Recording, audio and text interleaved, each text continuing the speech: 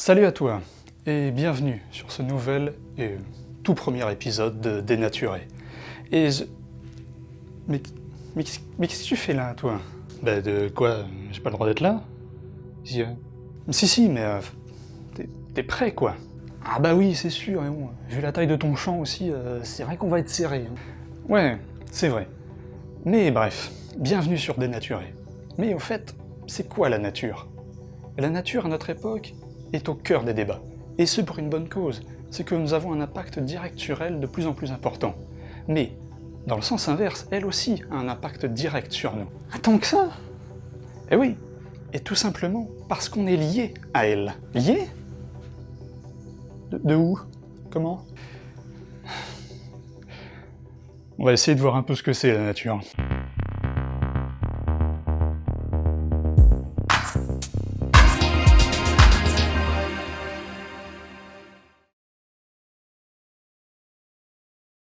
Alors, qu'est-ce que c'est, la nature? Ah bah ça je le sais, c'est les animaux, les fleurs, les abeilles, tout ça quoi.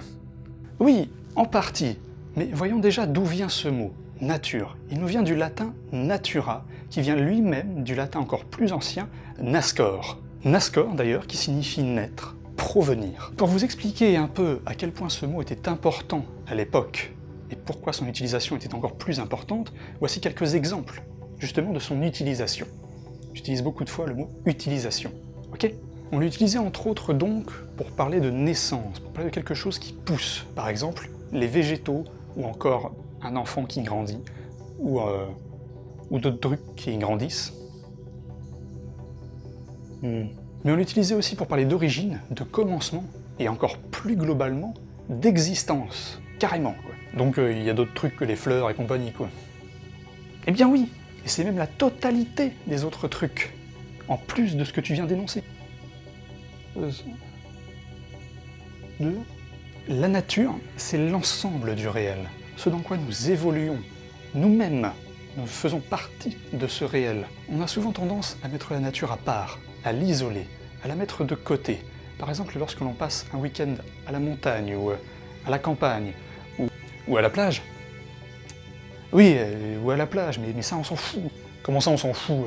Ça marche pas avec la plage? Non mais si, bien sûr, mais c'est pour l'exemple. La plage, la montagne, la campagne, voilà quoi, vous avez compris.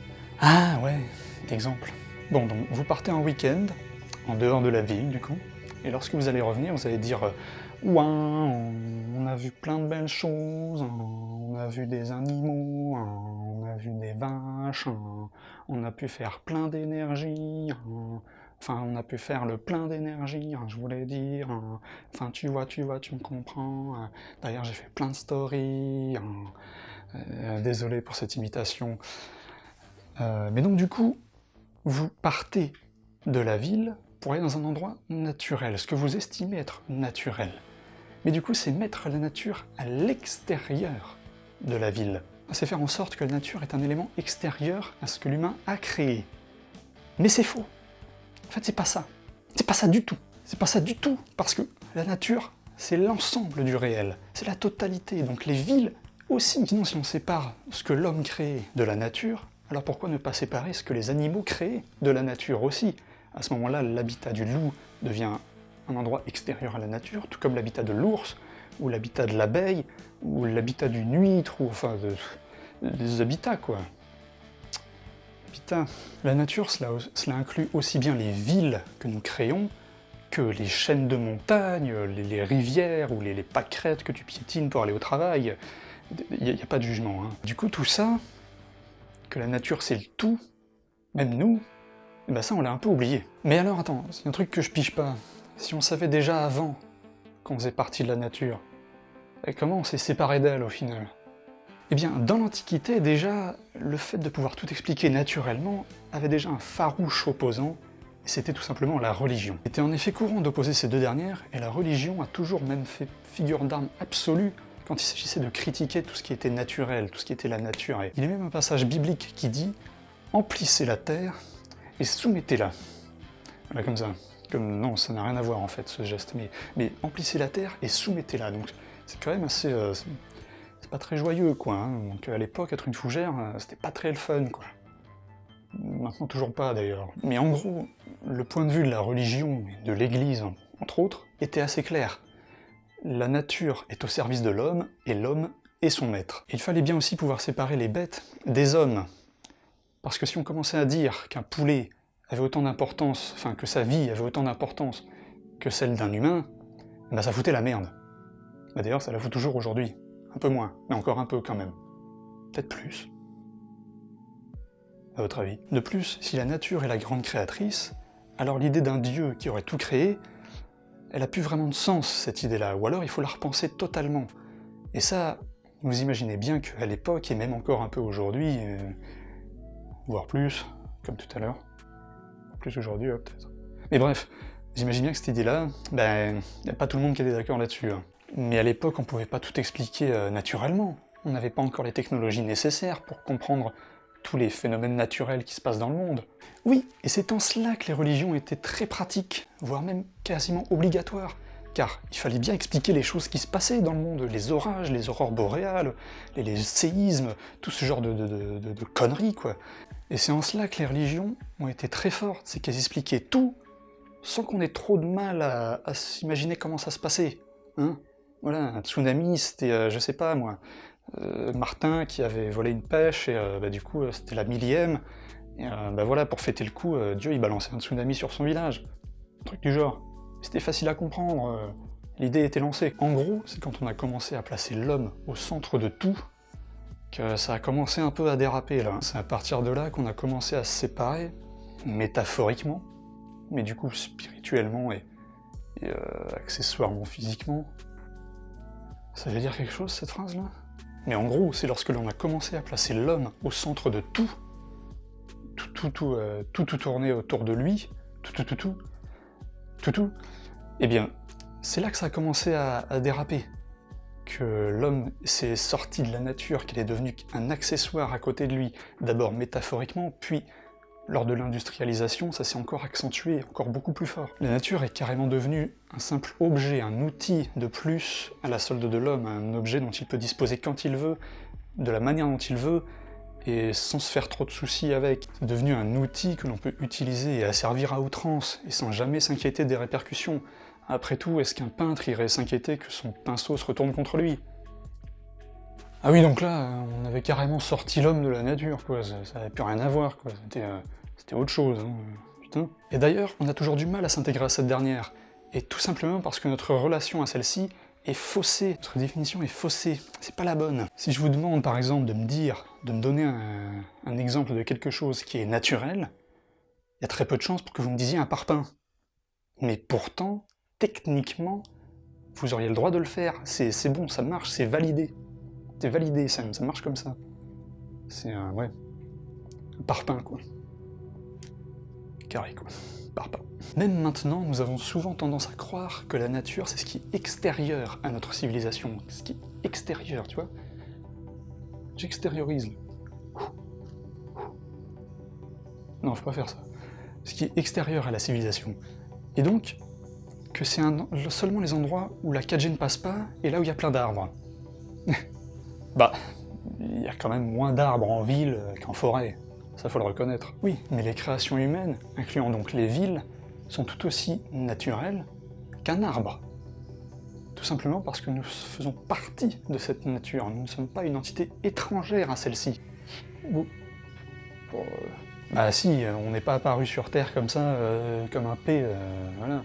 Non, c'est l'évolution quoi, qui a permis à notre espèce de devenir ce qu'elle est aujourd'hui, et d'évoluer justement, jusqu'à pouvoir construire une immense cité en béton, magnifiquement jolie, qui ne font pas tâche dans le paysage, mais qu'on est bien content d'avoir, moi le premier. Ok, d'accord, mais toutes nos inventions, les voitures, les téléphones, les lampadaires, les chauffages à induction, les stylos 4 couleurs, les fourchettes, les élevages en batterie, les broyeurs de poussins, Eh ben quoi? Eh ben ça pousse pas dans le jardin de mémé, il a bien fallu les créer. Oui, exactement, mais vu que nos inventions ont été faites par des êtres naturels, nous, et qu'elles ont été composées à la base, d'éléments naturels, elles sont par conséquent, elles aussi, naturelles. Même la voiture du vieux Dédé, ou le chauffage à côté de votre salle de bain, ou ce que vous voulez, c'est naturel, ça fait partie de l'existence, ça fait partie du réel, ça fait donc partie de la nature. Ce que je veux dire, c'est qu'on ne crée pas une étagère, par exemple, comme ça, à partir du néant, à partir de rien. Il a bien fallu des matériaux de base. Et à la base de la base, c'est des choses qui existent déjà dans la nature. C'est pas poussé comme ça dans le sol.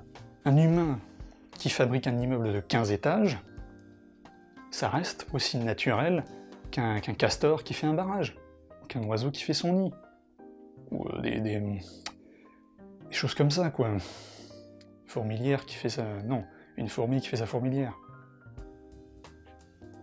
Une abeille qui fait sa ruche. Ouais. Donc, avec le changement climatique, tout le bordel actuel, ça veut dire que la nature a elle-même créé des êtres capables de la détruire? Eh oui, la nature, elle aussi, peut créer ses propres démons. Bah, du coup, si les humains sont les plus forts et qu'on peut tout défoncer, c'est que c'est la nature qui nous a voulu comme ça. Bah, pas le problème, au final. Alors déjà, non.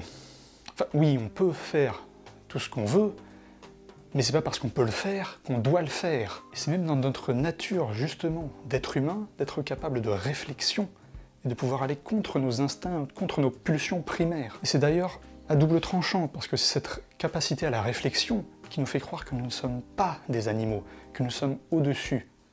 Alors qu'en fait, non, nous sommes au même stade que l'évolution animale ou végétale, ou ce que vous voulez. L'évolution est toujours à son maximum.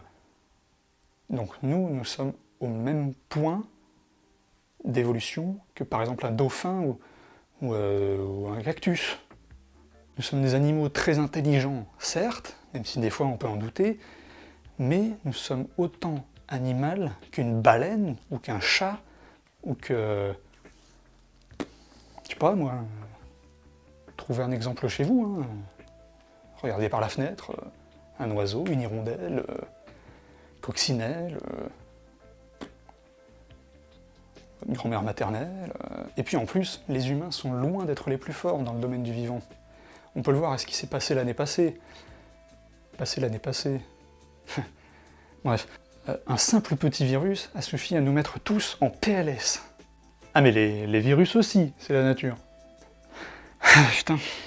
Mais oui, la nature c'est tout. Tiens, franchement, retiens juste ça, la nature c'est tout. Même ça, là, ça juste devant, là, c'est la nature. Ça aussi c'est la nature, là. Et puis on a la nature juste devant nous tout le temps, autour de nous. Et on n'y fait même pas gaffe, on le voit jamais. Hein? C'est quand même con, quoi. D'ailleurs, c'est le moment un peu intelligent de cette vidéo, l'astrophysicien Hubert Reeves, que si vous connaissez pas, il faut connaître, c'est quand même sympa, il avait une superbe phrase pour décrire notre relation avec la nature, et je vous la dis tout de suite, si j'arrive à la prononcer sans me foirer, c'est « L'homme est l'espèce la plus insensée. Il vénère un dieu invisible et massacre une nature visible. » Et... Non, merde. Et putain, je savais que j'aurais dû la noter. Ah si, voilà. Et sans savoir que cette nature qu'il massacre est ce dieu invisible qu'il vénère. Ah ouais, putain, ça c'est de la punchline, là. Ouais, putain, costaud le mec. Ouais, franchement, c'est pas mal comme phrase, hein. Si vous pouvez la ressortir dans un de vos orales, un de vos oraux plutôt, ou un de vos écrits, je trouve qu'elle envoie celle-là. Ou même en soirée, hein, je trouve qu'elle envoie. Et puis, même si nous avons un impact considérable sur notre planète, sur notre environnement, il ne faut pas oublier qu'on en fait partie, et que donc on a, par conséquence, un impact considérable sur nous-mêmes. C'est comme si vous vous tiriez une balle dans le pied, en fait. À chaque fois que vous détruisez une forêt, bam, petite balle dans le pied. Dans le genou, si vous voulez, enfin, partie du corps, de toute façon, se prendre une balle, c'est jamais très drôle. Je crois, j'en ai jamais pris. Pas en tennis. Mais je fais pas de tennis. Mais après, il ne faut pas non plus placer l'homme en tant qu'ennemi. Hein? Voilà, faut pas le faire. C'est pas sympa. En plus, c'est de nous-mêmes qu'on parle. C'est con de se considérer nous-mêmes en tant qu'ennemis de nous-mêmes, en plus, au final. Mais en plus, dans la nature, il est assez compliqué de définir des concepts de bon ou de mauvais. C'est pas si simple que ça. Comment ça? Je sais ce qui est bon ou ce qui est mauvais, hein. Mais la nature est simplement le réel. Tout ce qui existe, donc tout ce qui existe a lieu d'exister. Un loup qui tue un mouton, c'est terrible pour le mouton, mais c'est la vie de tous les jours pour le loup. Mais le mouton, il peut se dire que le loup, c'est un connard. Alors qu'en fait non, il vit juste sa vie de tous les jours. Et tout comme le mouton qui mange une plante, c'est terrible pour la plante. Mais c'est la vie de tous les jours pour le mouton. Alors que la plante, elle aussi, peut se dire « Merde, j'aurais bien fait 1 ou 2 jours de plus quand même. » Le loup n'est pas mauvais, pas plus que le mouton, pas plus que la plante, pas plus qu'une araignée. Ainsi donc, l'homme non plus n'est pas mauvais, il n'est pas l'ennemi de la nature par définition. Ou enfin ça, c'est sujet à débat quand même. Ouais, bref. Si vous devez retenir juste une chose, c'est que la nature, c'est tout. On en fait partie, mais c'est tout ce qui est réel, tout ce qui existe. La nature, c'est absolument tout.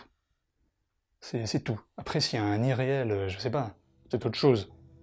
Mais là, c'est pas la question. Bref, là, la nature, c'est tout.